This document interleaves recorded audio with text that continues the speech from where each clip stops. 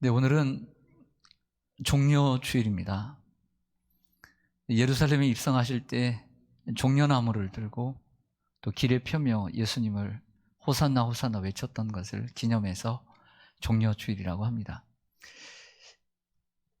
헬라의 알렉산더 대왕의 이야기로 오늘 설교를 시작하고자 합니다. 그리스의 마케도니아의 왕 필리포스 2세는 올림피아스의 공주와 결혼해 알렉산더를 낳습니다. 명문 가정들이 만났던 거죠. 근데 알렉산더도 훌륭하지만 그의 아버지 필리포스 2세도 대단히 훌륭합니다. 이 그리스의 땅 가운데 스파르타를 제외한 지역을 전부 다 통일한 마케도니아의 왕이었기 때문입니다. 근데 이 필리포스 2세는 아내와의 사이는 좋지 않았지만 이 어린 이 알렉산더가 정말 남다른 것을 어릴 때부터 발견을 해요. 그래서 다른 것은 잘 못해도 교육에는 신경을 씁니다. 마치 우리처럼 말이죠. 그래서 최고의 석학이었던 아리스토텔레스를 스승으로 삼고초려해서 모시게 됩니다. 모시면서 조건이 있었습니다. 필리포스 2세가 그리스를 점령하면서 아리스토텔레스의 고향인 스타기라를 멸망시켜 버렸습니다. 그래서 그 고향을 재건시켜준다는 약속을 가지고 스승이 되어주기를 간청합니다. 그래서 들어주죠. 그리고 알렉산더 혼자뿐만 아니라 그의 후에 나라를 이어갈 수 있는 동료들을 합숙을 해서 왕궁에서 가까운 미에자라고 하는 곳에 왕실학교를 세워서 가르치게 됩니다. 아리스토텔레스가 한 20살이었을 때 플라톤은 한 60세였습니다. 아테네 학교에서 플라톤에게 배웠습니다. 좀 안 맞는 부분도 있었지만 플라톤에게 배웠습니다. 아리스토텔레스는 모든 학문의 아버지라 불릴 만큼 다양한 분야에서 탁월한 능력을 가지고 있었기에 한 가지만이 아니라 정치, 외교, 생물, 그리고 의학, 자연, 그 다음에 말하는 수사학까지 3년 동안을 가르치게 됩니다. 알렉산더는 아리스토텔레스를 무척 존경했다고 하는데 아버지는 나에게 육체적 생명을 주었고 아리스토텔레스는 인생을 아름답게 사는 법을 가르쳐 주었다고 말했다고 합니다. 주전 4세기의 일입니다. 고대 세계에서 학생이 되고 제자가 된다는 것은 단순히 일주일에 한 번 가서 학원에 들리는 것처럼 공부하는 것이 아니었습니다.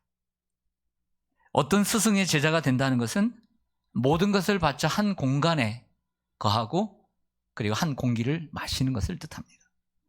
더 나아가 스승이 가는 곳을 따라가며 스승이 하는 말을 하나도 남김없이 들으려고 노력하고 스승의 삶의 방식을 보고 배우는 것.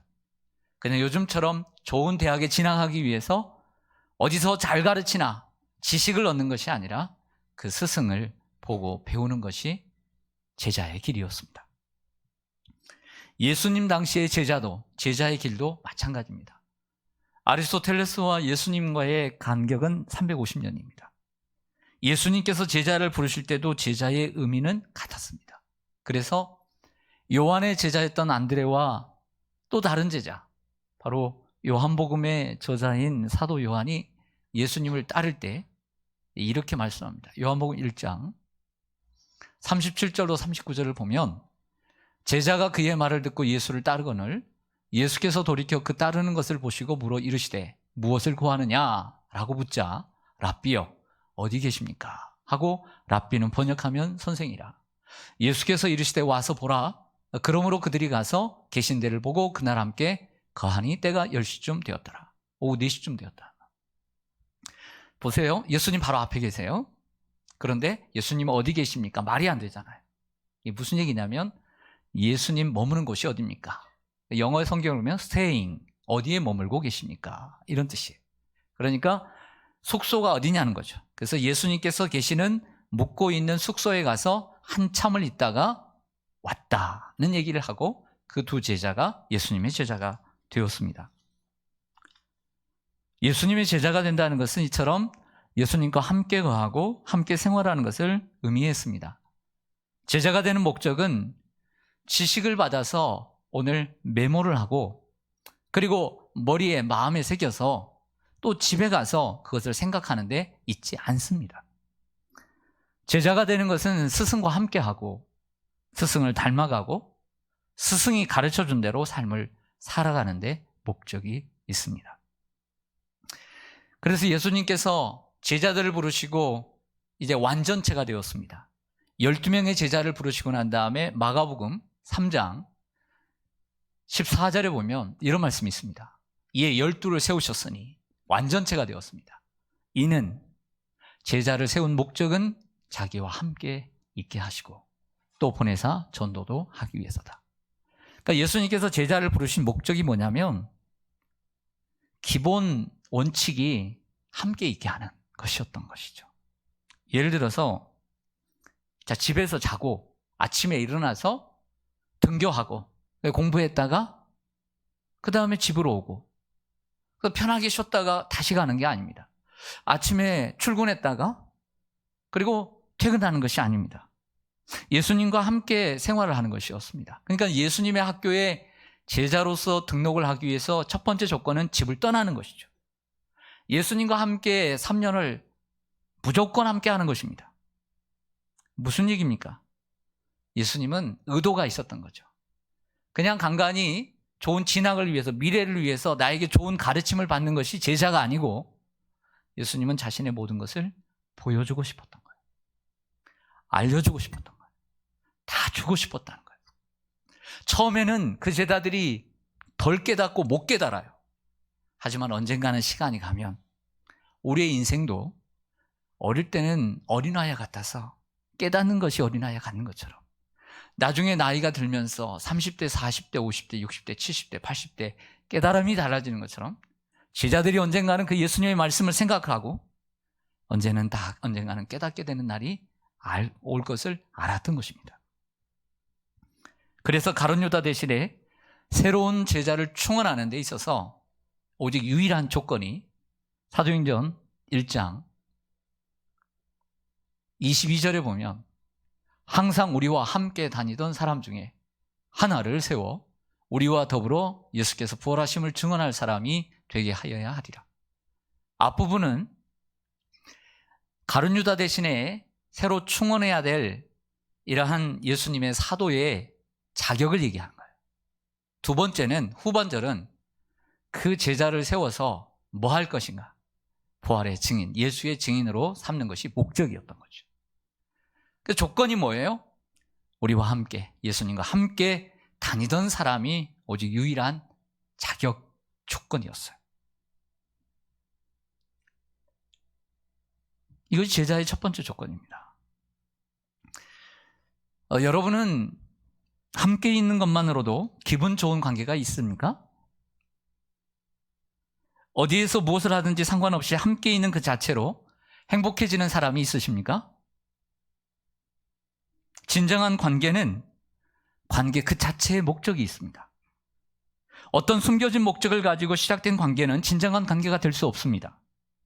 청탁을 하기 위해서, 그리고 물건을 팔기 위해, 그리고 몰래 친해져서 사기를 치기 위해 누군가 나에게 접근하는 것은 그렇게 유쾌한 일이 아닙니다.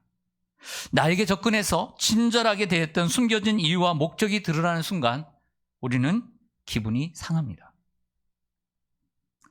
진정한 관계는 함께 있는 것으로 기뻐하는 것입니다. 진정한 관계는 함께 있는 그 자체가 기쁘고 만족스러운 것입니다. 어린아이, 이제 막 자라는, 이제 걷고 이제 아무것도 모르는 이 어린아이에게는 부모와 같습니다. 부모가 없으면 지옥입니다. 그러나 부모만 있으면, 아무것도 없어도 부모만 있으면 그저 좋은 것입니다. 좀 아이들이 자라서 학생이 되었습니다.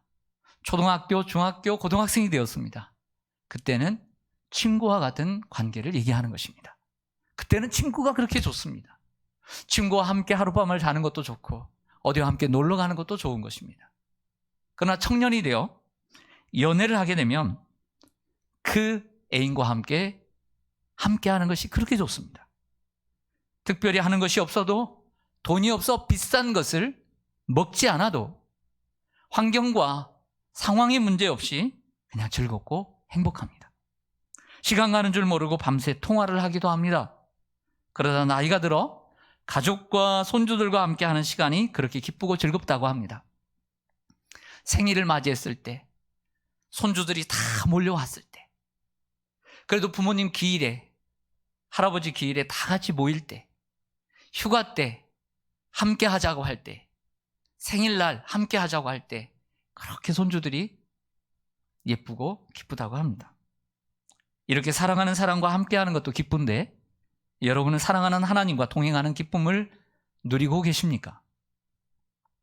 하나님과 함께 시간을 보내고 그분 안에 거하는 기쁨을 누리며 살고 계십니까? 아니면 그저 일주일에 한 번 교회에 와서 예배하는 시간에만 하나님을 만나고 돌아가시진 않습니까? 그러니까 한 심리학자가 인간관계를 두 가지로 구분을 해서 설명한 내용이 있습니다. 인간관계 가운데 하나는 잘 보이고 싶은 관계, 그리고 또 하나는 잘 지내고 싶은 관계로 구분을 합니다. 잘 보이고 싶은 관계는 뭔가 바라는 목적이 있고 관계는 그 목적을 위한 수단에 불과합니다. 반면에 잘 지내고 싶은 관계는 관계 그 자체가 목적입니다. 잘 보이고 싶은 관계는 수직적이고 그리고 형식적인 관계이고 늘 우리를 긴장시킵니다. 하지만 잘 지내고 싶은 관계는 수평적이고 그리고 친밀한 관계이고 늘 우리의 마음을 편안하게 합니다. 여러분은 하나님께 잘 보이고 싶은 관계입니까? 아니면 하나님과 잘 지내고 싶은 관계 속에 있습니까? 우리가 하나님께 잘 보이고 싶다면 바리새인들처럼 하나님의 말씀을 열심히 지켜야 할 것입니다. 깨끗해야 할 것입니다. 실수가 없어야 할 것입니다. 조심해야 할 것입니다. 하지만 하나님과 잘 지내고 싶다면 어떻게 해야 할까요? 정말 하나님과 잘 지내고 싶다면 하나님을 잘 보이는 것도 필요하지만 그걸로 머물러서는 우리는 진정한 제자가 될 수 없습니다. 왜? 하나님이 원하시는 제자, 하나님 우리에게 잘 보이는 사람으로만 원하지 않고 있기 때문이죠.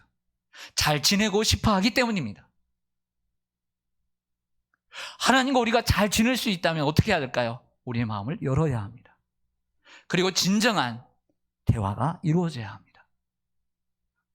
아픈 것은 우리는 저녁에 퇴근을 하고 애들이 집에 오면 함께 거합니다. 밥도 먹고 함께 잠을 잡니다. 하지만 들어오면 자기 방으로 들어갑니다.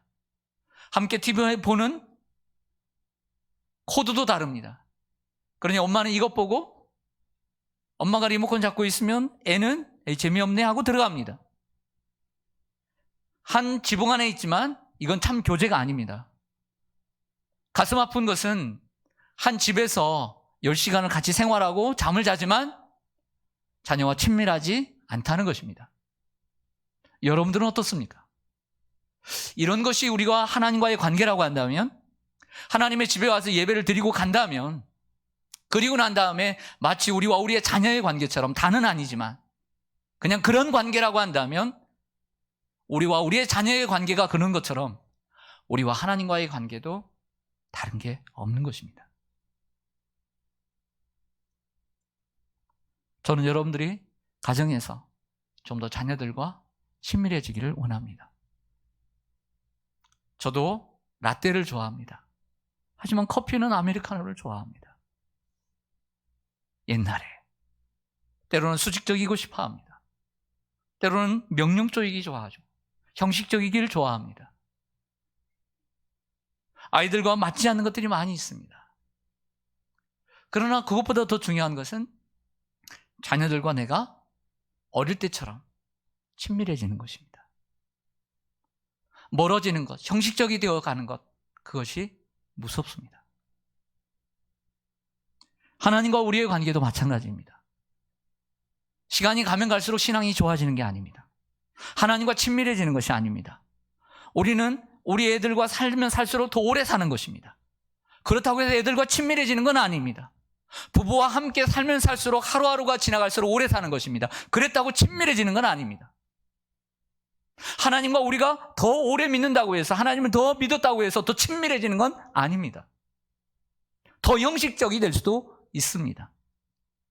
그냥 명목상으로 부부이고 명목상으로 신자일 수 있습니다.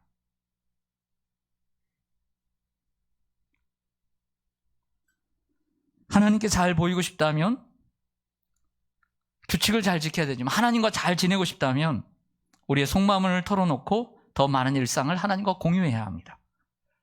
물론 하나님과 인간은 수직적인 면이 있습니다. 하나님은 창조주이시고 우리는 그분이 만드신 피조물에 불과합니다. 그분은 구원주이시고 우리는 한낱 구원받아야 되는 연약한 죄인에 불과합니다. 하지만 하나님은 인간과 교제하기를 원하셨고, 하나님 인간을 사랑하셨고, 인간이 그분의 사랑을 알기를 원하셨습니다. 그래서 하나밖에 없는 독생자 예수 그리스도를 우리를 위해 보내주셨습니다. 그리고 그분의 이름을 이렇게 명명합니다. 임마누엘, 하나님이 우리와 함께 하시다. 큰 의미가 있습니다. 심지어 예수님은 제자들에게 너희는 더 이상 내 종이 아니라 내 친구라 말씀하시고, 그 친구를 위하여 목숨을 버리는 것이 더 큰 사랑이 없다. 예수님 우리에게 친구의 사랑을 보여주셨습니다. 진정한 교제와 관계는 인격적이고 수평적인 측면이 있습니다. 내 명령에 절대 복종하는 사람과 인격적인 교제를 나눌 수는 없습니다. 그래서 예수님은 우리에게 복종만을 강조하신 것이 아니라 인격적인 교제를 원하십니다. 예수님 우리가 그분의 사랑 안에서 동행하는 기쁨을 누리길 원하십니다. 그래서 제자도의 핵심은 예수님과 함께 하는 기쁨을 누리는 것입니다. 포도나무 비유에서 요한복음 15장 5절에 보면 이런 말씀이 있습니다. 너희가 나를 떠나서는 아무것도 할 수 없고 아무 열매도 맺을 수 없느니라. 믿으시면 아멘. 다시요. 믿으시면 아멘. 예수님을 떠나서는 여러분들이 아무 열매도 맺을 수 없다는 것을 믿습니까? 요한복음 1장 이제 태초에 말씀이 계시니라. 이 말씀이 하나님과 함께 계셨으니 곧 하나님이시라. 이 말씀이 세상을 만드셨는데 지은 것이 하나도 그가 없이는 된 것이 없느니라. 예수님 없이는 우리의 존재도 없고 예수님이 없이는 우리의 열매도 없는 것입니다. 성도 여러분, 우리가 주님을 믿는 이유는 그분의 말씀에 오직 순종하고 따르기 위함만이 아닙니다. 주님을 따르는 목적은 주님과 함께하기 위해서입니다. 하나님이 우리와 함께하시기 위한 것처럼.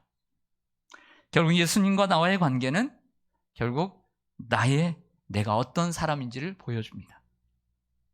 내가 얼마나 가졌는지, 내가 얼마나 높은 지위에 있는지, 어떤 많은 커리어를 쌓았는지, 어떤 내가 교회 안에서 사회에서 직분을 받았는지가 나를 결정해 주지 않습니다. 오직 나와 하나님과의 관계만이 그 사람을 결정해 줍니다. 어떤 성도는 종일 수 있고 어떤 성도는 친구일 수 있습니다.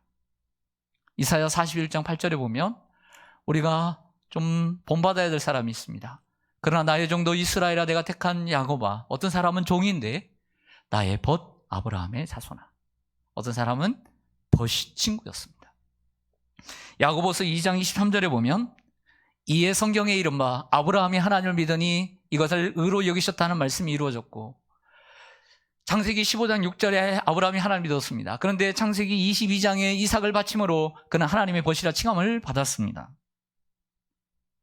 하나님께서는 아브라함을 친구로 여기셨고 자신이 하려는 것을 아브라함에게 숨기지 않았습니다. 그래서 창세기 18장에 보면 내가 하는 것을 어떻게 너에게 숨기겠느냐. 친구였다는 거죠. 주인은요, 종에게 다 말하지 않아요. 할 말만 해요. 그러나 진정한 친구는 속에 있는 말을 다 하는 거예요. 마찬가지로 예수님은 제자들에게 친구로 대하셨고 그들과 많은 것을 공유하기를 원하셨습니다. 여러분은 예수님과 수직적이고 형식적인 종으로서 살고 싶습니까? 아니면 수평적이고 그리고 친밀한 친구로 살고 싶습니까?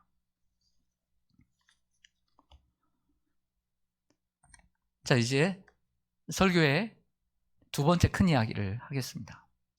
후반부로 들어와서 예수님의 생애와 사역이 기록되어 있는 4개의 책, 마태, 마가, 누가, 요한, 이 복음서를 읽다 보면 우리는 예수님의 마음을 알게 되고 잊게 되는 부분이 많이 있습니다.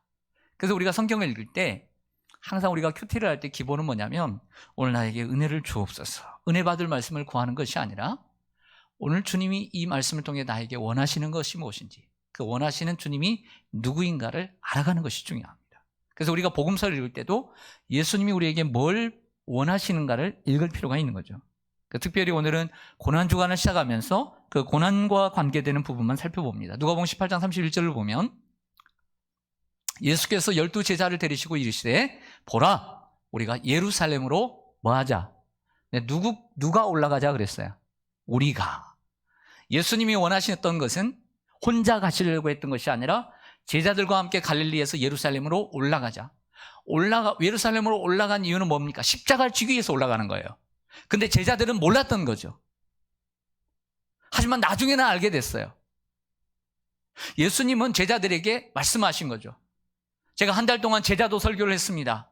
예수님께서 3년이 다 되어서 이제 내가 십자가에 죽고 내가 사람들에게 팔려서 죽게 될 것이다 라는 말씀을 3번 합니다. 이게 예수님의 고난 예고라고 했습니다. 이 3번을 하시고 난 다음에 바로 이 말씀을 하신 거예요. 자, 이제 우리가 예루살렘으로 올라가자. 예수님 혼자 가기를 원치 않고 제자들이 함께 목격하고 함께 하기를 간절히 원하셨던 거예요. 오늘 이 시간도 이쯤에서 주님은 이 고난의 사건의 현장 속에 함께 가기를 원하십니다. 여러분들과 함께 하시기를 원하십니다. 오늘 이 고난 주간에 죄될 사람은 여러분들 중에 한 사람도 없습니다. 주님은 여러분들 한 분 한 분을 다 원하십니다. 예수님은 제자들과 함께 가기를 원하셨다는 것을 알 수 있습니다. 누가복음 22장 14절 15절에 보면 때가 이르매 예수께서 사도들과 함께 앉으사, 이때는 바로 이번 주 목요일 최후의 만찬을 드시는 목요일 저녁입니다. 함께 앉았습니다. 이르시되 내가 고난을 받기 전에, 십자가를 지기 전에 너희와 함께 이 유월절 식사 최후의 만찬을 원하였더라. 예수님의 마음을 읽어야 돼. 예수님은 다 계획이 있었어요. 제자들과 함께 가고, 그리고 마지막 식사를 분명히 하면서 떡과 잔을 나누면서 이것은 내가 너희를 위하여 찢는 살이고 이 피는 내가 너희를 흘리는 피다라고 말해주고 싶었던 것이죠. 제자됨의 본질은 예수님과 함께 하는 것입니다. 예수님께서 마지막 식사를 사도들과 함께 하시기를 원하셨습니다. 예수님 앞에 놓여있는 십자가 고난이 아무리 고통스럽고 강하다 해도 제자들과 함께하고 제자들과 함께 식사를 하기를 열망하는 예수님의 간절한 마음을 약화시키지는 못했습니다. 우리가 누군가 이별을 앞두고, 그리고 내가 누군가를 떠나야 할 때 누군가와 식사를 하는 것은 무척 의미 있는 일입니다. 우리가 군대를 갈 때, 유학을 갈 때, 아니면 내 생애의 마지막 식사라고 생각할 때 하루 3끼를 먹을 수 있다면 아침, 점심, 저녁 누구를 만나서 여러분들은 함께 하겠습니까? 저녁에는 사랑하는 가족과 함께 할 것입니다. 아침에는 부지런히 일어나 사랑하는 친구를 만날 것입니다. 마음이 편한 친구. 그리고 그 다음으로는 정말 고마운 분.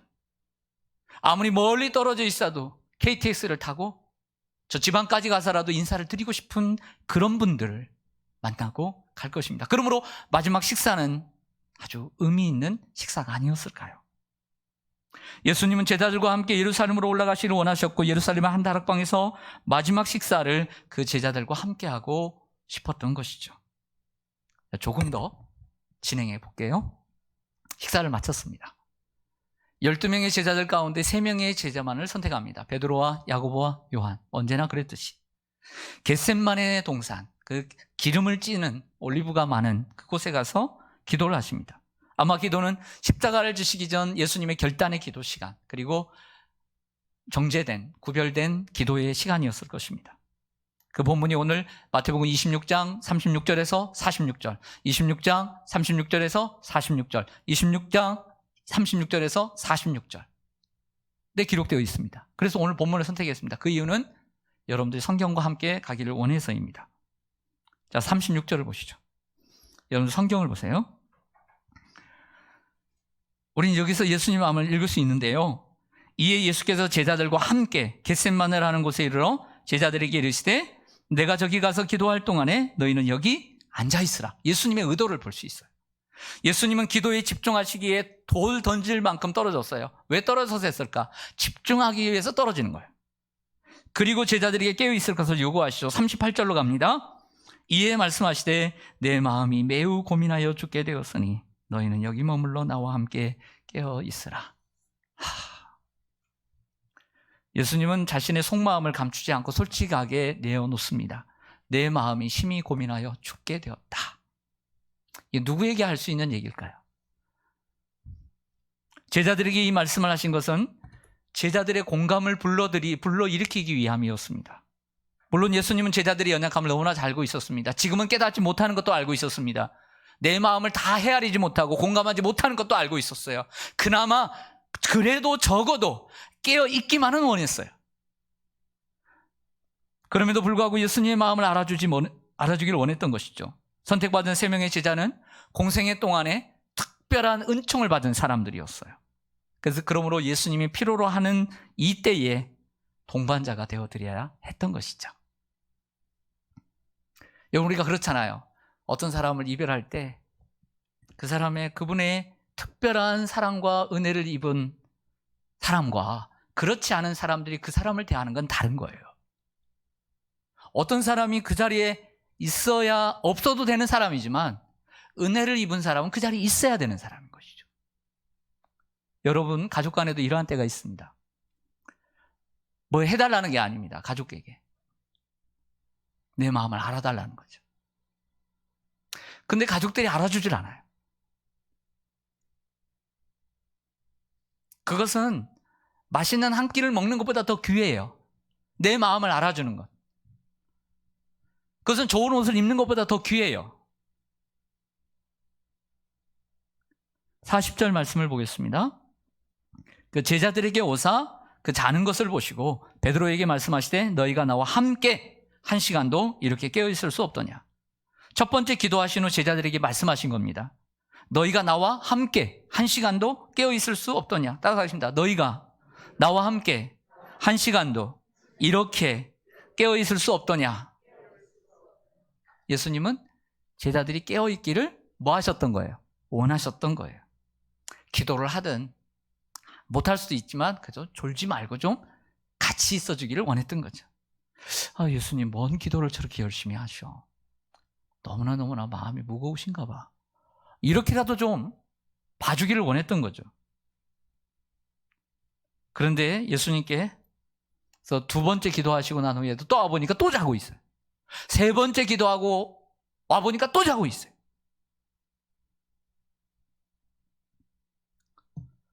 그들은 그래서는 안 되는 것이었습니다. 적어도 3명의 제자들은 그러면 안 되는 것이었어요. 41절에 시험에 들지 않게 깨어 기도하라. 마음에는 원이로되 육신이 약하도다. 그러니까 여러분, 요즘 윤며들다라는 말을 좀 들어보신 적이 있어요? 윤며들다는 말은 요즘 젊은이들 사이에서 하는 말인데 윤여정에게 스며들다는 준말이랍니다. 요즘 미나리라는 영화가 상영되는 것을 알고 있는데요. 오래전에 미국에 이민을 가서 미나리 씨를 가지고 이 봄날에 피는 이 미나리 씨를 뿌렸나 봅니다. 근데 이 영화로 주가를 올리고 있는 75세 윤여정 씨가 말들이 많은데, 좋은 말들이 많은데 한 3, 4년 전에 그것만이 내 세상이라고 하는 이병현 또 박정민과 함께 찍었던 아주 유명한 영화가 있는데 그 영화 제작을 하면서 발표하면서 이런 얘기를 합니다. 여러분, 내가 연기를 50년 했습니다. 이제는 빠질 것은 매너리즘밖에 없다.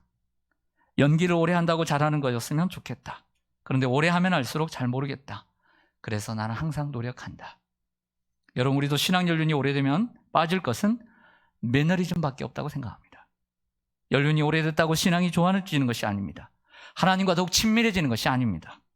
그러므로 깨어있어야 합니다. 깨어있으라는 말은 잠을 자지 말고 깨어있으라는 말이 아닙니다. 철이 들으라는 거예요. 어린아이 때는 생각이 어린아이와 같아서 부모님의 마음을 이해를 못해요. 그러나 사람이 40이 되고 50이 되고 60이 되고 70이 되고 80이 되면 과거에 몰랐던 것이 깨달아지는 것처럼 신앙생활을 하면서 예수님의 마음을 깨닫고 그 말씀이 이 말씀이었다는 것을 깨닫고 더 주님을 알아가는 거예요. 그 주님의 마음을 헤아려가는 거예요. 46절 보겠습니다. 일어나라, 함께 가자. 보라, 나를 파는 자가 가까이 왔느니라. 여기서도 예수님의 마음을 읽을 수 있습니다. 예수님은 제자들에게 계속해서 함께 가기를 원하십니다. 어디까지? 여기까지. 겟세마네 동산까지. 피땀 흘린 동산까지. 여기까지 왔는데 또 어디까지? 심판받는 자리까지. 또 어디까지? 십자가 지는 자리까지.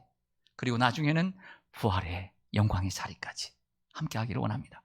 하지만 복음서를 읽다 보면 예수님이 오라는 곳까지 가기가 싫을 때가 많습니다. 예수님이 나를 따라오라 라고 할 때 발걸음이 주저되는 곳이 많이 있습니다. 멈칫거리는 곳이 많이 있습니다. 왜냐하면 예수님이 오라는 데까지 가면 힘드니까, 불편하니까, 십자가 져야 하니까, 참아야 되니까, 아프니까, 고통스러우니까 안 가려고 하는 거예요. 그런데 주님은 우리에게 계속 오라고 하시는 거예요. 자기 십자가를 부인하고 자기를 부인하고 자기 십자가를 지고 오라는 거예요. 그리고 그때야만이 비로소 하나님의 영광을 보게 된다는 거죠. 예수님께서 그렇게 하셨던 것처럼. 그래서 요한복음 12장 26절에 예수님이 이런 말씀하십니다. 사람이 나를 섬기려면 나를 따르라. 여러분, 예수님 따르는 분이세요? 예수님 따르세요. 나를 따르라. 나 있는 곳에 누가 있어요? 나를 섬기는 자, 복수도 있어요. 나를 섬기는 자들도 거기 있느니라. 그러니까 예수님을 진정으로 섬기는 사람들의 무리 속에 정말 예수님이 계시는 거죠. 사람이 나를 섬기면 내 아버지께서도 그를 귀히 여기시리라.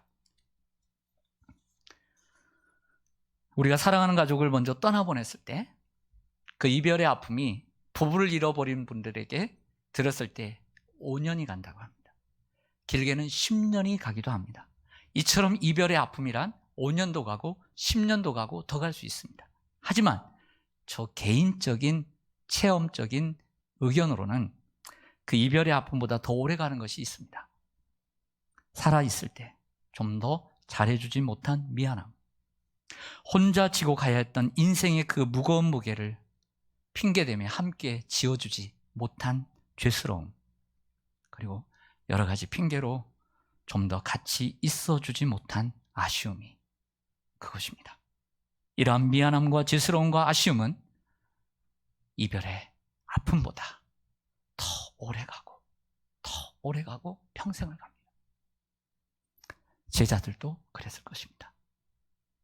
예수님이 십자가를 지시는 그 고난의 시간에 계속 함께 하기를 원하셨는데, 뭐 해달라는 게 아닌데, 있어주기만을 원했는데 그것조차 하지 못했던 제자들의 마음은 평생 가슴을 찔렀을 것입니다. 예수님과 헤어짐의 아픔보다 예수님께 잘해주지 못했던 그 아픔이 더 컸을 것입니다. 다시 예수님께 돌아와 말씀을 정리하고자 합니다. 예수님께서 십자가일 때 모두 다 도망간 건 아닙니다. 모두 다 부인한 건 아닙니다. 모두 다 저주하고 모두 다 예수님을 판 건 아닙니다. 예수님을 함께 따르는 사람들도 있었습니다. 진정한 제자는 함께 따르는 사람입니다. 마리아는 유월절 엿새 전에 지극히 비싼 향유를 예수님께 발을 붓고, 예수님의 발을 붓고 자기 머리털로 예수님의 발을 닦았습니다. 그리고 예수님의 죽음과 장례를 준비했습니다. 사람들의 맹비난과 그리고 싫은 소리를 들어가며 힘을 다해 예수님을 따랐습니다. 또한 갈릴리에서부터 예수님을 섬기며 따라왔던 막달라 마리아와 예수님의 어머니 마리아, 그리고 야고보와 요한의 어머니 마리아가 십자가 곁에 서서 눈물을 흘렸습니다. 그리고 함께 아파하고 함께 울어주는 신앙의 어머니들이었습니다. 또한 예수님을 사랑하는 제자 요한도 십자가 곁을 끝까지 지켰고 예수님의 어머니 마리아를 내 어머니라, 어머니 아들입니다 하며 어머니를 부탁받았습니다. 그 자리에 있었기 때문에 받은 영예입니다. 구레네 사람 시몬은 예수님의 십자가를 억지로 지었습니다. 비아 돌로로사 1.6km의 기간 가운데 몇백 미터를 같이 졌는지 모르지만 억지로 십자가를 침으로 예수님의 십자가를 함께 나눠주고 그 자녀의 축복을 받았습니다. 아리마대 사람 요셉은 빌라도 총독에게 직접 찾아가 예수님의 시체를 요구했고, 자기가 준비해둔 무덤, 그 이사야 53장에 예언된 대로 부자의 무덤, 새 무덤에 예수님을 장사했습니다. 모두가 두려워 숨고 있을 때 요셉은 예수님을 위해 자신을 드렸습니다. 또한 전에 한밤중에 찾아왔던 사내들인 공의회 회원인 니고데모는 모략과 침향 섞은 것 한 100리트라 34kg를 가지고 와서 예수님의 장례에 동참했습니다. 사람들의 시선과 자신의 명예를 아랑곳하지 않고 예수님과 끝까지 함께 했습니다. 막달라 마리아와 다른 마리아 그리고 살로메는 안식구 첫날 향품을 가지고 무덤에 찾아왔다가 다시 사신 예수님을 만남으로 부활의 첫 증인, 역사적인 첫 증인이 되는 명예를 얻습니다. 성도 여러분, 제가 이렇게 여러 사람들이 이야기를 한 것은 무엇일까요? 우리가 예수님과 함께하는 방법은 한 가지 방법만 있다는 것을 얘기하지 않는다는 거예요. 우리가 예수님과 함께하는 것은 여러 가지 방법이 있다는 거예요. 각자의 사람에게 필요한 대로 주님을 섬겼듯이 여러분들에게 주신 것으로, 여러분들이 할 수 있는 것으로 최선을 다해 주님을 섬길 수 있다는 것입니다. 하지만 예수님 말씀처럼 하나님을 섬기는 공동체와 함께 하십시오. 그 공동체가 주는 부정적인 그러한 아픔들은 극복하시고 갈등을 피하시고 긍정적인 유익을 얻으십시오. 그리고 말씀과 기도를 통해 성령의 인도함을 받아 실천하십시오. 그러면 마태복음 마지막 장 마지막 절에서 너희는 가서 모든 제자를 삼아라. 아버지와 아들과 성령으로 세례를 주라. 이름으로 세례를 주라. 가르쳐 지키게 하라. 하시면서 마지막 하신 예수님의 약속이 여러분들에게 이루어질 것입니다. 볼지어다 세상 끝날까지 너희와 항상 함께 있으리라. 네, 기도하겠습니다.